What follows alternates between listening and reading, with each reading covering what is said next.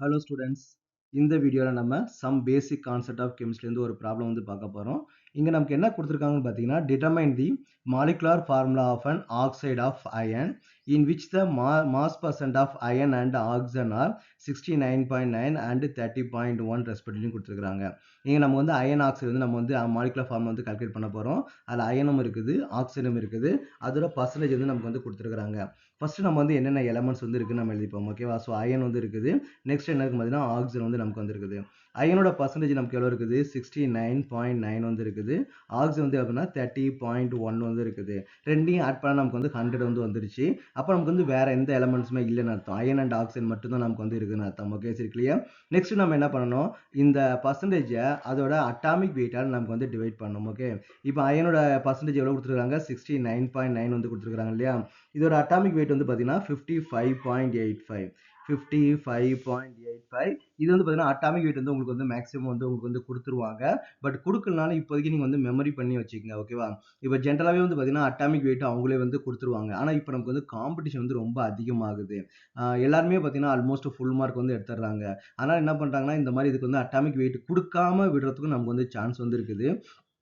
ஜென்ரலாக பார்த்தீங்கன்னா அயனோட அட்டாமிக் வெயிட், காப்பரோட அட்டாமிக் வெயிட் அண்ட் பார்த்தீங்கன்னா ஜிங்கோட அட்டாமிக் வெயிட், இந்த அட்டாமிக் வெயிட்லாம் நீங்கள் ஓரளவுக்கு நீங்கள் மெமரி பண்ணிக்கங்க. அட்லீஸ்ட் அட்டாமிக் நம்பர் 1 to 30 வரைக்கும் உள்ள எலமெண்ட்ஸுக்கு அட்டாமிக் வெயிட் நீங்கள் மெமரி பண்ணிக்கங்க. இட் வில் பி மோர் சேஃபாக நமக்கு இருக்கும். ஓகே, நெக்ஸ்ட் என்ன கொடுத்துருக்காங்க, ஆக்சிஜன் எவ்வளோ பர்சன்டேஜ் கொடுத்துருக்காங்க 30.1 கொடுத்துருக்காங்க.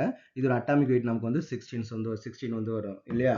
இப்போ நம்ம என்ன பண்ணோம், இதோட வேல்யூ நமக்கு கால்குலேட் பண்ணுவோம். 69.9 divided by 55.85 நமக்கு என்ன 1.25 வருது. என்ன வேல்யூ வருது 1.25 வருது.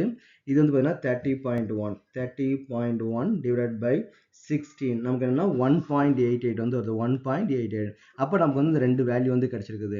இந்த ரெண்டு வேல்யூல எது லோயஸ்ட் வேல்யூ அதை வச்சு நம்ம எல்லாத்தையும் நம்ம டிவைட் பண்ணணும். அப்போ என்ன 1.25 இதான் நமக்கு லோயஸ்ட் வேல்யூ இல்லையா 1.25. அதே மாதிரி நம்ம என்ன பண்ணோம் 1.88 divided by 1.25. அப்போ 1.25 1.25 டிவைட் பண்ண நமக்கு என்ன வருது 1 தான் வரப்போகுது. 1.88 divided by 1.25 நமக்கு என்ன வருது 1.5 நமக்கு வருது. ஓகே, அப்போ நமக்கு இதோட ஃபார்முலா நமக்கு என்னன்னு பார்த்தீங்கன்னா Fe1 இருக்குது, O 1.5 இருக்குது. நம்ம ஜென்ரலாகவே மாலிகுலர் ஃபார்முலா பார்த்தீங்கன்னா 1.5ல நம்ம பண்ண மாட்டோம். ஒரு ஹோல் நம்பராக தான் நம்ம பண்ணுவோம் இல்லையா. அப்போ நம்ம என்ன பண்ணோம், இது நீங்கள் 2ஆல் நீங்கள் மல்டி பண்ணிடுங்க. 2ஆல் மல்டி பண்ணால் நமக்கு என்ன கிடைக்கும் Fe2O3 நமக்கு வரும். அப்போ இந்த பர்சன்டேஜுக்கு அயன் ஆக்சைடோட மாலிகுலர் ஃபார்முலா நமக்கு என்ன அப்படின்னு பார்த்தீங்கன்னா Fe2O3 தான் நமக்கு ஃபைனல் ஆன்சர்.